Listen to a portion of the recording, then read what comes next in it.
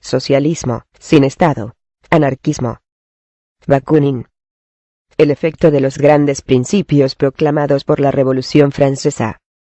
Desde aquel tiempo, cuando la revolución bajó a las masas su evangelio, no el místico, sino el racional, no el celestial, sino el terrenal, no el divino, sino el evangelio humano, el evangelio de los derechos del hombre, desde entonces proclamó que todos los hombres son iguales, que todos los hombres tienen derecho a la libertad y la igualdad.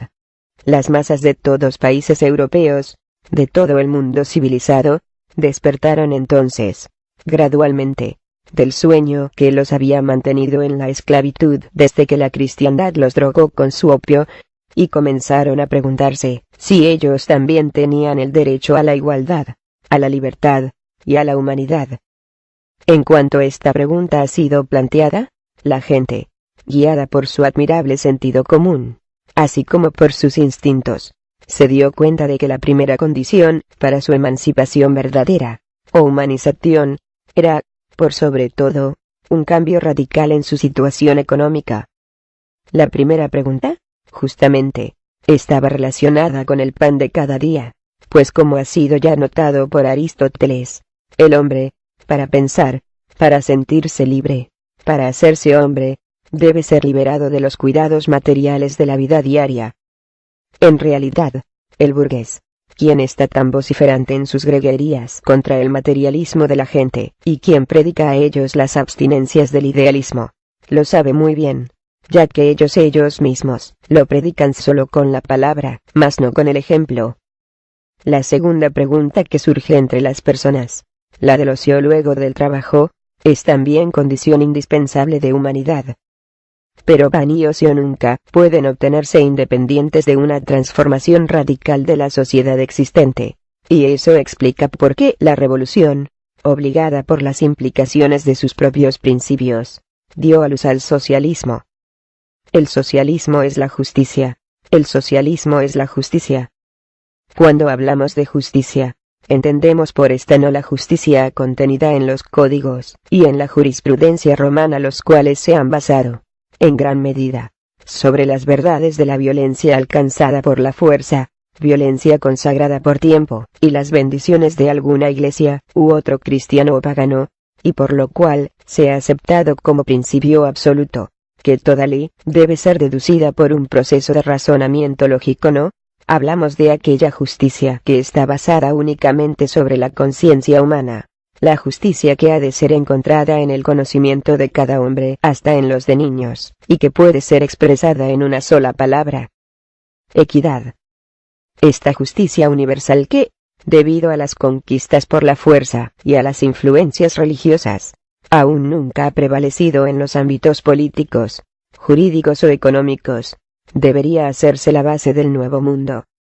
Sin ella no puede haber ni libertad, ni república, ni prosperidad, ni paz. Es ella entonces quien debe gobernar nuestras resoluciones, para que trabajemos con eficiencia en el establecimiento de la paz. Y es esta justicia la que nos impulsa a asumir la defensa de los intereses de la gente terriblemente maltratada, y a exigir su emancipación económica y social con libertad política. El principio básico del socialismo. No proponemos aquí, caballeros, este u otro sistema socialista. Aquello que ahora exigimos es la proclamación nuevamente del gran principio de la Revolución Francesa. Que cada ser humano pueda poseer los medios materiales y morales para poder desarrollar así su humanidad, un principio que, en nuestra opinión, debe ser traducido en el siguiente problema: organizar la sociedad de tal manera que cada individuo, hombre o mujer, pueda hallar, al entrar en la vida, medios aproximadamente equivalentes para el desarrollo de sus diversas facultades y de su ocupación laboral. Y organizar dicha sociedad de tal forma que haga imposible la explotación de algún trabajador, lo cual permitirá a cada individuo disfrutar de la riqueza social, la cual, en realidad solo se produce por el trabajo colectivo, pero solo para disfrutarla en cuanto él contribuya directamente hacia la creación de dicha riqueza. Rechazó al socialismo estatista. La consecución de esta tarea, desde luego, tomará cientos de años de desarrollo. pero la historia ya la ha traído ante nosotros, y de aquí en adelante, no podemos hacer caso omiso a ella, sin condenarnos a declarar nuestra total impotencia. Nos apresuramos en agregar aquí que enérgicamente rechazamos cualquier tentativa de organización social que no admitía la libertad más amplia tanto de los individuos como de las organizaciones, o que requiera la instauración de cualquier régimen de poder. En nombre de la libertad, la cual reconocemos como fundamento único y único principio creativo de la organización, económica o política, protestaremos contra todo aquello que remotamente pueda parecerse al comunismo estatista, o al socialismo estatista. Abolición del derecho de herencia. La única cosa que, en nuestra opinión, el Estado puede y debería hacer, es modificar poco a poco la ley de herencia para llegar cuanto antes a su completa abolición.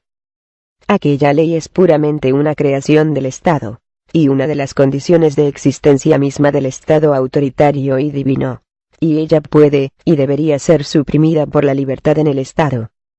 En otras palabras, el Estado debería disolverse en una sociedad libremente organizada de acuerdo con los principios de justicia. El derecho de herencia, en nuestra opinión, debiera suprimirse, ya que mientras exista, perdurará la desigualdad económica hereditaria, no la desigualdad natural de los individuos, sino la desigualdad artificial de clases y ello siempre engendrará la desigualdad hereditaria en el desarrollo y la formación de las mentes, y cuya continuación sería la fuente y la consagración de todas las desigualdades políticas y sociales. La tarea de la justicia es establecer la igualdad para cada uno, pues aquella igualdad dependerá de la organización económica y política de la sociedad, una igualdad con la que cada uno va a comenzar su vida, y por la que cada uno, dirigido en su propia naturaleza, será el producto de sus propios esfuerzos.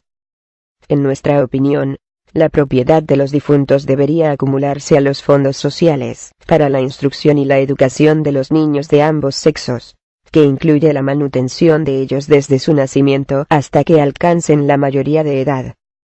Como eslavos y como rusos, queremos agregar lo que consideramos una idea social fundamental, la cual se basa sobre el instinto general y tradicional de nuestros pueblos, y que consiste en que la propiedad de toda la gente debería ser poseída solo por aquellos que le cultivan con sus propias manos. Somos unos convencidos, caballeros, de que este principio es justo, que es la condición esencial e inevitable de toda reforma social seria, y, por consiguiente, Europa occidental a su turno, no dudará en reconocer y aceptar este principio. No obstante, las dificultades de su realización en países como Francia, por ejemplo, en donde la mayoría de campesinos posee la tierra que ellos cultivan, pero en donde la mayor parte de esos mismos campesinos pronto terminarán por no poseer nada, debido al parcelamiento de la tierra que viene como resultado inevitable del sistema político y económico que ahora prevalece en Francia. Sin embargo, nos abstendremos de ofrecer cualquier oferta contra la pregunta de tierra. Nos limitaremos ahora a proponer la siguiente declaración. La declaración del socialismo. Convencidos de que la realización sería de la libertad, la justicia y la paz será imposible mientras que la mayoría de la población se halle desposeída de las elementales necesidades, mientras estén privados de la educación y condenados a la insignificancia y a la esclavitud política y social de hecho, sino por la ley, por la pobreza así como por la necesidad de trabajar sin descanso u ocio, produciendo toda la riqueza de la que el mundo ahora está orgulloso, y recibiendo a cambio solo una pequeña parte de la torta, la que apenas basta para asegurar su sustento para al día siguiente. Convencidos de que para las masas del pueblo, terriblemente maltratadas durante siglos, el problema del pan es el problema de la emancipación mental, de la libertad y la humanidad. Convencidos de que libertad sin socialismo es privilegio e injusticia, y que socialismo sin libertad es esclavitud y brutalidad. La Liga para la Paz y la Libertad con fuerza proclama la necesidad de una radical reconstrucción económica y social, que tenga como objetivo la emancipación de los trabajadores del yugo del capital y los terratenientes, una reconstrucción basada en la más estricta justicia, ni justicia jurídica ni teológica ni metafísica, sino justicia simplemente humana basada en la ciencia positiva y en la libertad más amplia.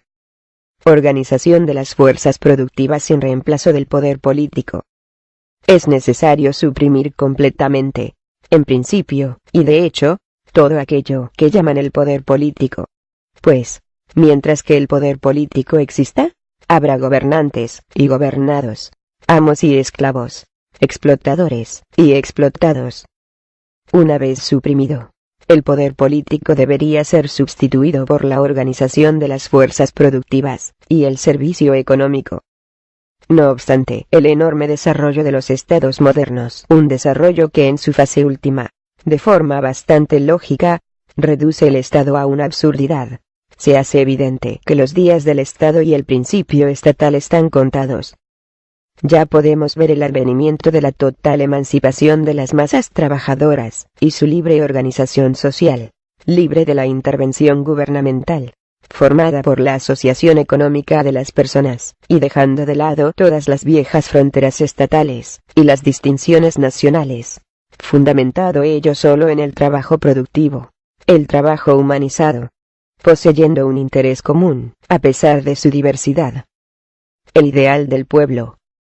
Desde luego, este ideal aparece ante el pueblo, significando el fin de sus necesidades, el fin de la pobreza, y la satisfacción plena de todos sus requerimientos materiales mediante el trabajo colectivo, igual y obligatorio para todos, y luego, como el final de la dominación, y como la organización libre de las vidas de las personas conforme a sus necesidades no desde la cima hacia abajo, como lo tenemos en el Estado, sino de abajo a arriba.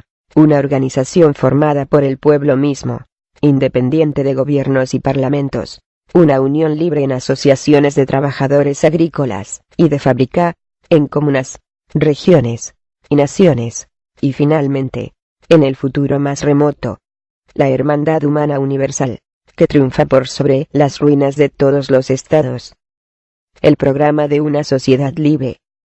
Fuera del sistema massiniano que es el sistema de la república en forma de un estado, no hay ningún otro sistema, sino el de la república como una comuna, la república como una federación, una república genuinamente socialista y popular, el sistema del anarquismo. Esta es la política de la revolución social, que apunta a la abolición del Estado, y la económica, que libera totalmente las organizaciones de la gente, una organización de abajo hacia arriba, mediante una federación. Como no habrá ninguna posibilidad de la existencia de un gobierno político, ya que este gobierno será transformado en una administración simple de asuntos comunes. Nuestro programa puede ser resumido en unas pocas palabras: paz, emancipación, y la felicidad de los oprimidos. Guerra contra todos los déspotas y opresores. Restitución total a los trabajadores. Todo el capital, las fábricas, y todos los instrumentos de trabajo y materias primas, deben ir a las asociaciones, y la tierra a los que la cultivan con sus propias manos. Libertad, justicia y fraternidad, con respecto a todos los seres humanos sobre la tierra. Igualdad para todos. A todos, sin distinción alguna, todos los medios de desarrollo y educación, e iguales posibilidades de vida mientras trabajan. La organización de una sociedad mediante una federación libre, desde abajo hacia arriba, de asociaciones de trabajadores, tanto industriales como asociaciones agrícolas, científicas y literarias, primero en una comuna, luego una federación de comunas en regiones, de regiones en naciones, y de naciones en la Asociación Fraternal Internacional táctica correcta durante una revolución.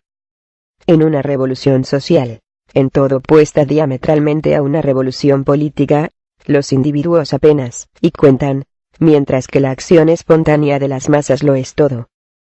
Todo lo que los individuos pueden hacer es clarificar, propagar, y desarrollar las ideas que corresponden al instinto popular, y, cosa aún más importante, contribuir con sus esfuerzos incesantes a la organización revolucionaria del poder natural de las masas. Pero nada más que eso.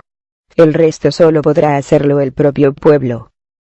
Cualquier otro método llevaría a la dictadura política, al resurgimiento del Estado, de los privilegios, de las desigualdades, y de todas las opresiones estatales. Es decir, llevaría de una forma indirecta, aunque lógica, al restablecimiento de la esclavitud política, económica y social de las masas populares. Como todos los socialistas sinceros, y en general como todos los trabajadores nacidos y crecidos entre el pueblo, Berlín y sus amigos compartieron en grado sumo este prejuicio perfectamente legítimo contra la iniciativa procedente de individuos aislados, contra el dominio ejercido por individuos superiores. Siendo sobre todo coherentes, extendieron el mismo prejuicio y la misma desconfianza a sus propias personas. La revolución por decretos está condenada al fracaso. Frente a las ideas de los comunistas autoritarios, ideas falaces, en mi opinión, de que la revolución social puede ser decretada y organizada por medio de una dictadura o de una asamblea constituyente, nuestros amigos, los socialistas parisinos, sostienen que la revolución solo puede ser emprendida y llevada a su pleno desarrollo a través de la acción masiva, continua y espontánea de grupos y asociaciones populares. Nuestros amigos parisinos tienen 1000 veces razón. Porque, en realidad, no hay cerebro, por muy genial que sea, o si hablamos de la dictadura colectiva de algunos centenares de individualidades supremamente dotadas, no hay combinación de intelectos capaz de abarcar toda la infinita multiplicidad y diversidad de intereses, aspiraciones, deseos y necesidades reales que constituyen en su totalidad la voluntad colectiva del pueblo. No existe intelecto capaz de proyectar una organización social que pueda satisfacer a todos y cada uno.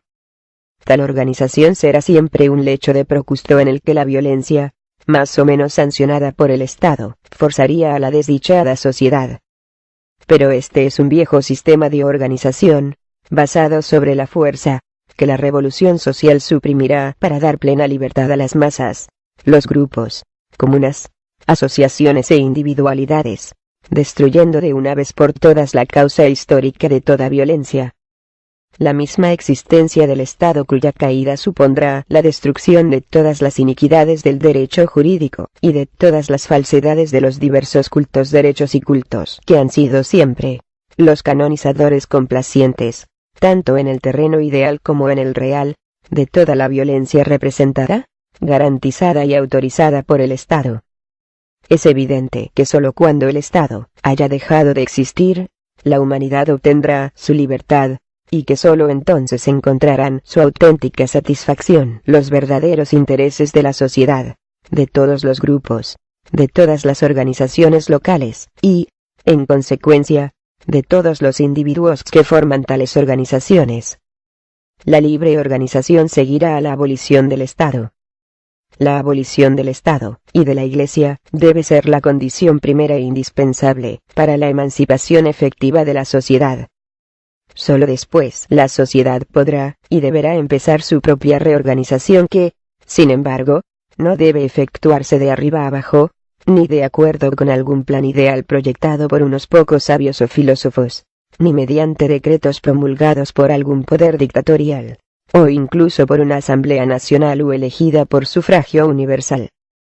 Tal sistema, como ya se ha dicho, llevaría inevitablemente a la formación de una aristocracia gubernamental, es decir, a una clase de personas que nada tiene en común con las masas del pueblo. Y esta clase volvería con toda certeza a explotar y someter a las masas bajo el pretexto del bienestar común, o de la salvación del Estado. La libertad debe ir de la mano con la igualdad.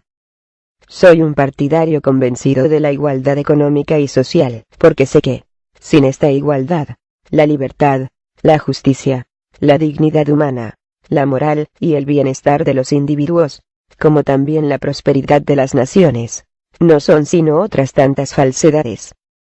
Pero como soy al mismo tiempo un partidario de la libertad, primera condición de la humanidad, creo que la igualdad debería establecerse en el mundo por la organización espontánea del trabajo y la propiedad colectiva, por la libre organización de las asociaciones de productores en comunas, y la libre federación de las comunas, pero de ningún modo mediante la acción suprema y tutelar de el Estado.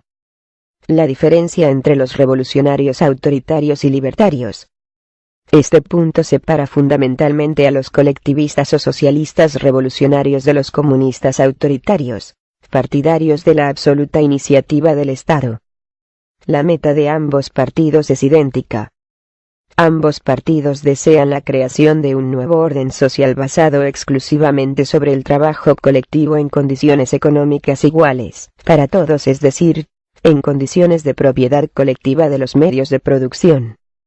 Pero los comunistas imaginan que esto puede lograrse mediante el desarrollo y la organización del poder político de las clases trabajadoras, encabezadas por el proletariado de la ciudad con ayuda del radicalismo burgués.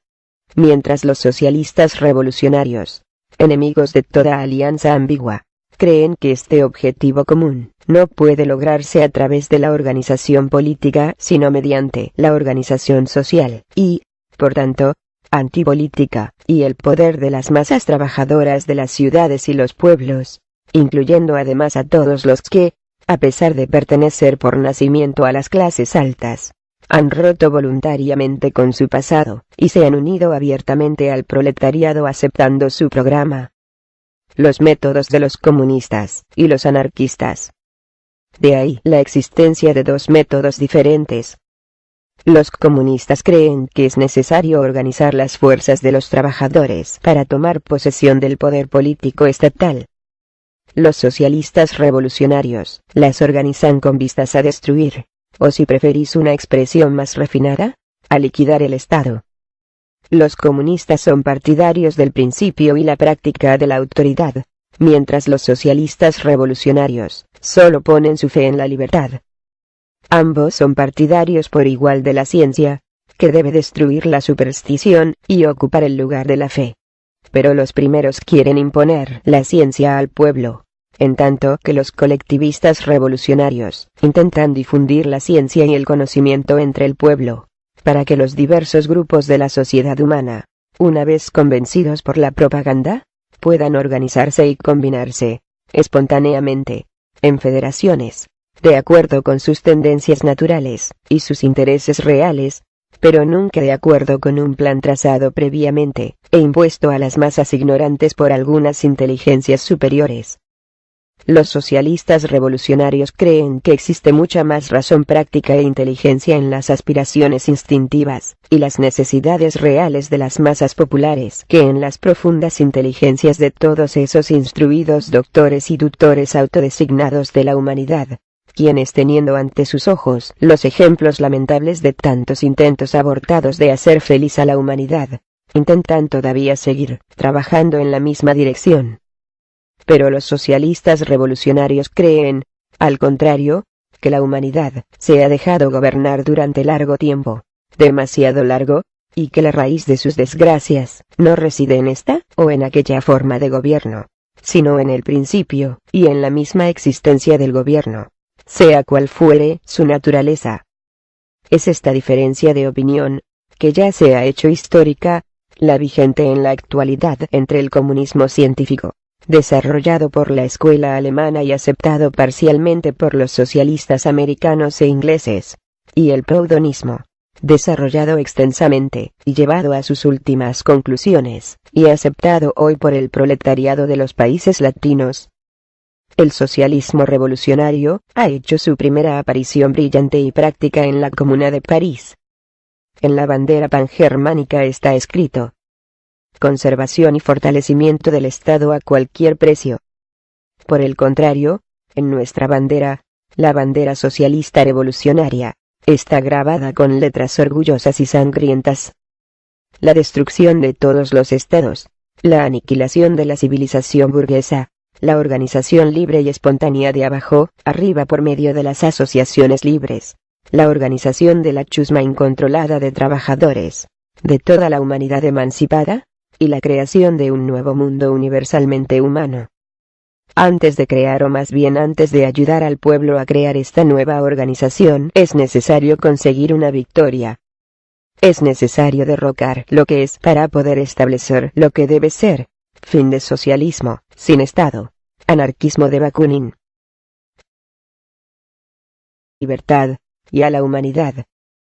En cuanto esta pregunta ha sido planteada, la gente, guiada por su admirable sentido común, así como por sus instintos, se dio cuenta de que la primera condición para su emancipación verdadera, o humanización, era, por sobre todo, un cambio radical en su situación económica. La primera pregunta, justamente, estaba relacionada con el pan de cada día, pues como ha sido ya notado por Aristóteles, el hombre, para pensar, para sentirse libre, para hacerse hombre, debe ser liberado de los cuidados materiales de la vida diaria. En realidad, el burgués, quien está tan vociferante en sus greguerías contra el materialismo de la gente, y quien predica a ellos las abstinencias del idealismo, lo sabe muy bien, ya que ellos mismos lo predican solo con la palabra, más y a exigir su emancipación económica y social con libertad política. El principio básico del socialismo. No proponemos aquí, caballeros, este u otro sistema socialista. Aquello que ahora exigimos es la proclamación nuevamente del gran principio de la Revolución Francesa. Que cada ser humano pueda poseer los medios materiales y morales para poder desarrollar así su humanidad, un principio que, en nuestra opinión, debe ser traducido en el siguiente problema. Organizar la sociedad de tal manera que cada individuo, hombre o mujer, pueda hallar, al entrar en la vida, medios aproximadamente equivalentes para el desarrollo de sus diversas facultades y de su ocupación laboral. Y organizar dicha sociedad de tal forma que haga imposible la explotación de algún trabajador, lo cual permitirá a cada individuo. Socialismo, sin Estado, anarquismo. Bakunin. El efecto de los grandes principios proclamados por la Revolución Francesa. Desde aquel tiempo, cuando la Revolución bajó a las masas su evangelio, no el místico, sino el racional, no el celestial, sino el terrenal, no el divino, sino el evangelio humano, el evangelio de los derechos del hombre, desde entonces proclamó que todos los hombres son iguales, que todos los hombres tienen derecho a la libertad y la igualdad. Las masas de todos países europeos, de todo el mundo civilizado, despertaron entonces, gradualmente, del sueño que los había mantenido en la esclavitud desde que la cristiandad los drogó con su opio, y comenzaron a preguntarse si ellos también tenían el derecho a la igualdad. Debe ser deducida por un proceso de razonamiento lógico, ¿no? Hablamos de aquella justicia que está basada únicamente sobre la conciencia humana. La justicia que ha de ser encontrada en el conocimiento de cada hombre, hasta en los de niños, y que puede ser expresada en una sola palabra: equidad. Esta justicia universal que, debido a las conquistas por la fuerza y a las influencias religiosas, aún nunca ha prevalecido en los ámbitos políticos, jurídicos o económicos, debería hacerse la base del nuevo mundo. Sin ella no puede haber ni libertad, ni república, ni prosperidad, ni paz. Es ella entonces quien debe gobernar nuestras resoluciones, para que trabajemos con eficiencia en el establecimiento de la paz. Y es esta justicia la que nos impulsa a asumir la defensa de los intereses de la gente terriblemente maltratada, no con el ejemplo. La segunda pregunta que surge entre las personas, la del ocio luego del trabajo, es también condición indispensable de humanidad. Pero pan y ocio nunca pueden obtenerse independientes de una transformación radical de la sociedad existente, y eso explica por qué la revolución, obligada por las implicaciones de sus propios principios, dio a luz al socialismo. El socialismo es la justicia, el socialismo es la justicia. Cuando hablamos de justicia, entendemos por esta no la justicia contenida en los códigos y en la jurisprudencia romana, los cuales se han basado, en gran medida, sobre las verdades de la violencia alcanzada por la fuerza, violencia consagrada por tiempo, y las bendiciones de alguna iglesia u otro cristiano o pagano, y por lo cual se ha aceptado como principio absoluto, que toda ley,